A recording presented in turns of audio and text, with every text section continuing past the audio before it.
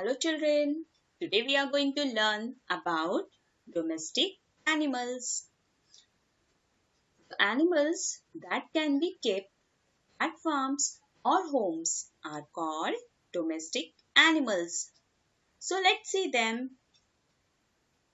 Cow, sheep, cat, dog, goat, ox, camel,